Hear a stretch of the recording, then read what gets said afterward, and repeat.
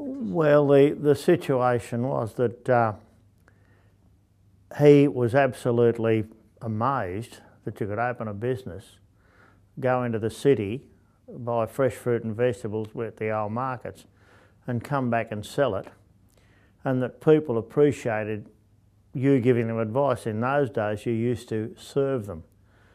None of this self-service nonsense, and he and Mum built up a lot of goodwill by serving the people. And we even had customers that came into that never came into the shop, and we'd deliver an order every Friday to them. And I can remember when I was old enough to drive the truck, I'd take orders around to them. It was like one big happy family. Actually, Mum ran the shop when Dad was interned during the war. If it wasn't for the good nature of a lot of the customers that stood by us, because Italians were being terribly vilified by certain people through no fault of our own, and Dad was interned and Mum had to operate the business, and only through the goodness of a lot of people. Mum was a seamstress, they'd give her work to do and they'd come and pick up their orders themselves, so they were able to keep the shop going. So Mum really had a battle during the war, and even in the history of Mossman that Gavin Suter wrote, he wrote about, Dad was worried about Mum, she wasn't too well, so to get leave from the internment camp at Taree, he cut his leg and put caustic soda in it, and the doctor said, "You're a bloody fool, you could have gone down anyway." So he had to come down and see her. But it was just, a real pioneering spirit. It was just wonderful. Well, after the war it took off. Everybody was happy, and it was wonderful. I mean, the fact that the community, it embraced the Italians. There was a prisoner of war camp at Middlehead, and the prisoners of war dressed in their red dungarees were allowed the freedom of Mossman. And they just couldn't, and a few of them came back and settled. One, in fact, is my godfather, and he's in his 90s now. He's also quoted in Gavin's book. But the business boomed after the war. It really boomed. Dad had come back and said, "Righto, the war's over, let's get on with it." And I started school in about 1944 or something with the nuns, and my brother started after that. But it was just a wonderful thing. Oh well, the displays in the shop were absolutely, he prided himself on displays, and later on they brought out the Apple and Pear Festival, and he got a runners up, and he said, "Listen, son, I want to win this." And I took it in my hand, because you will never find a better displayer of fruit than me, because I had the best teachers in the world. My father, Uncle Steve and Uncle Tony, they were brilliant. And we bolted in, we beat Woolworths, Coles a lot. They were only starting to come into fruit and vegetables, but Dad was so tickled pink about it. And then the Chamber of Commerce used to have a Christmas display window, and we won that a few times. But there was that sense of feeling, and it was a lovely village, and I'm terribly protective of that village down there. I don't want to see any big chain stores come in. It's just a nice little area that I remember with a great deal of affection. Sure, we had 8 or 9 fruit shops, 8 or 9 butcher shops. We even had 2 or 3 shoe shops. Chemists were quite a few. Grocery, we had the 5 different grocery stores there, plus your little corner stores and that. And of course that's all changed now. The shops are still there, but it's now al fresco dining, which of course has a great Italian flavour to it. Because there were no cool rooms, he had to buy virtually daily.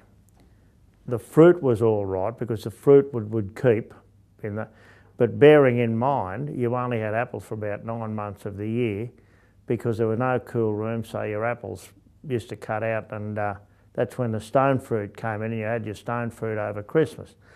But that was but with the vegetables, that was the tricky part of it. You probably fresh fruit and vegetables available at Tony Lopez, so he would go to the market every day and buy the vegetables and the odd fruit that he needed. But we never threw anything out. He knew exactly how many bushels of beans to buy, peas, lettuce, your carrots and potatoes he'd keep, but your stuff like your spinach and that, And he would go in every day and knew exactly what he wanted. Our big day, the weekends were big of course, and we used to deliver on Saturday. So Thursday was a big market because you needed to get the stuff ready. And I just could never get over, and I loved going in the markets with him. It was just fabulous. And I used to stand on the back of the truck to make sure that nobody pinched anything off it. Then when I got a bit older and stronger, I was allowed to pull the barrow. And I'll tell you what, when you got 20 fruitcase on the back of a barrow, you know. But it was an absolute art form without, and what you know, when the cool room came in, it completely revolutionised because you only got to go to the markets twice a week, and you can keep stuff in cool room forever.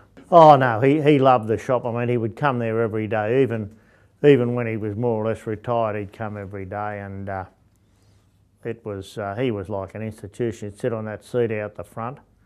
The school kids would say hello to him, and being on council, he'd take messages for me. People come and say, yeah, Dom around, no, you tell me what you want, you write it down and I'll fix it up for you. He was a great man. Oh, the music, well, he loved the music. I mean, he just couldn't think that in a shop you couldn't have music. In those days, you know, your radios weren't terribly interesting. I mean, radio today is brilliant, your music station, but in those days, so we had the old radiogram out the back, and of course, once you could stack 8 records, this is before the 33s and 45, he would stack the records on. We put a speaker in the shop, and people used to love to hear the speaker. They loved to hear the music. And I remember on one particular day, Mrs. Adams came in, a lovely customer from Ruby Street. They're a lovely person. They were, see, the people weren't snobs in those days. They were very affluent people. And Dad just picked her up and they're dancing the waltz in the shop, and customers are standing around watching them. And that's what it was like, you see. Pitt Junction used to be the busy place, and Mossman Junction, you know, was like the back end of Mossman. But to Mossman Junction's credit, it built up a tremendous amount of goodwill with the people. I mean, Seni's butcher shop was just outstanding. Bruce is now finally retired, but his father ran a top shop there. Mr. Pistola down the other end of town, he ran a butcher shop, and it was like comparing Double Bay to Newtown. See, the bottom end, Mossman Junction was like Double Bay, and Spit Junction was Newtown. You want anything cheaper, you go to Spit Junction. Oh, that would have been, well, I was still at school, the 40s and 50s. Because when they widened Spit Junction, it totally, you know, it totally changed. The outlook of the shops were cut back, and they lost a lot of parking. The traffic has had a lot to do with Spit Junction, yet it's come back bigger and better than ever Spit Junction has, with those lovely big shops there. And of course, Bridgepoint has been an absolute find for there. Brilliant. Oh, Bob Dye was a marvellous customer. I remember the time when he bought this big churn or whatever it was and stopped the traffic in Military Road, delivered it to Mum, and he wanted some of Mum's famous spaghetti and meatballs, because when he'd come to the shop, he'd come in and sit down, have spaghetti and meatballs. Remember this particular time, Mum made this fabulous dish for him, and we delivered it down when he got his order. But no, Bob and Dolly and Mrs. Mackey's mother-in-law, they were great people. He stopped the traffic that day in Moss, and he had this beautiful convertible. And he used to take us for rides, and then of course he left Balmoral and moved round to Bay Street, because he had a mooring for the Tennessee 2. That was his boat. Bob Dyer. We used to get free tickets to go and see Pick a Box. Yeah. Yeah, Pick a Box. That was good. Well, the other customers were, Howard Craven was a customer in the shop. Who else? Dr. Everett had come in occasionally. Yeah, there were some big shops lived in Mossman in those days. Yeah. When our shop had to go 7 days a week, it was unbelievable. Nothing worse than being in the shop on a Sunday. But I made good weather out of it, because I had Benny working with me. He was a bloke that was a casual that used to help on a Sunday, and he was a great chef. And when my turn came, every other Sunday I'd be there, and I had Benny with me. We would put on the best Italian feed, and people would come in and they could smell the aroma. What's that? Come inside and join us. We'd sit them out the back with a glass of wine and a plate of spaghetti, and they're into it. I'll be back again. But it was like that, and of course on Sunday night when you came to close the shop, you're virtually blotto. You know, you're pie-eyed, but I got home all right. That was just, and listening to music all day, of course. The music was on, because then we had, they brought in the tapes, and I'd put tapes on with this big ghetto blaster I had. But I put on the good stuff. Perry Como, Dean Martin, Frank Sinatra, Doris Day, people you can understand, people I grew up with. Yeah, I used to work in the shop when I was at school, help on Saturday mornings. Then I'd play cricket and baseball, but it was just, it was a lovely way to, you know, and kids, gee, you're lucky you get your fruit for nothing. Gee, you're lucky you're right on the main road. You know, the pictures is just over the road. Gee, you're lucky. And you'd have kids around, gee, your mum's a good cook. I like the way she does the spaghetti. Yeah, that was it. No, it was a great life. It was a tremendous life, and I'm still here. I'm still here in Mossman. There's no way I will leave the beautiful pearl of the Pacific. Mossman is the pearl of the Pacific. The people, the shops, the heritage, and last but not least, this wonderful council of which I put a hell of a lot into. Yeah, I'll tell you about meeting Xena. That was, you know, it had to happen. We used to frequent the Montana Milk Bar. The most famous that used to frequent apart from me was Ken Irvine. And the Montana Milk Bar had a jukebox and a pinball machine, and it was near the Kinema Theatre where we would go every Saturday night in our Ivy League shirts and that. Anyway, the Montana Milk Bar changed hands. This bloke called Alfie La Spina bought it so that he could keep his daughters under his wing, not have to send them out to work. Was always worried about meeting the wrong kind of bloke, you know. So we'd still keep going there, and she absolutely grew on me. And I used to go there and I find myself going there and buying a milkshake, not that I wanted a milkshake, and talking to her. And then when she'd served me the milkshake, she put a straw in it, but she'd squeeze the bottom of the straw and I could never suck the milkshake. Then she'd laugh at me. When I give her the change, we'd squeeze her hands. I said, oh yeah, righto. And I bought her a friendship ring. Then it got to the stage where I was in the shop supposed to be helping. Dad, do you want to, oh yeah, all right, go and buy an ice cream, but don't be too long. So I'd go over and buy an ice cream. An hour later he said, you know, come on, you've got to get back to the shop and work. You can't be. But he was very fond of Xena. Anyway, she was 16 and I was 19. She got engaged when she was 21, officially engaged, so we had married at 22.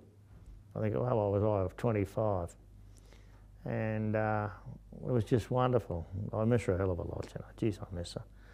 But she was great. She filled in, and as mayoress, she absolutely wowed them. She just had that common touch, that's it. No snobbery about it, but the problem was, being a very young mayoress, everybody was trying to latch onto her. And I said, you know, go easy. But it was nice. I mean, it was something I'll never forget. And so they had the milk bar and we had the fruit shop. And what better could you get? You know, two local businesses merging like that. But no, she was wonderful. Wonderful mother, wonderful wife. Yeah, we went to the Kinema. Well, earlier on, at interval, she used to be allowed in free. So I used to sneak in to just sit next to her, but I couldn't walk past the shop because they'd spot me. So to get into the Kinema, I'd go out the back into Marston Street. I'd walk right around Marston Street, come up Almora Street, sneak over the road and sneak in the side door of the picture show, which was on the other side of it. I'd sneak in. Then the usherette would say, she's sitting over there, shine the torch. See? Young Love. And of course, when the music Young Love came out, oh gee. Not the Tab Hunter version, the Sonny James. Young Love, first love. Oh, it was a beautiful song. You know, I would dearly like to go back 50 years will do me. 55, it'll be nice. you know, Mossman's my life, and it's been terrific, and I want to be around a bit longer yet.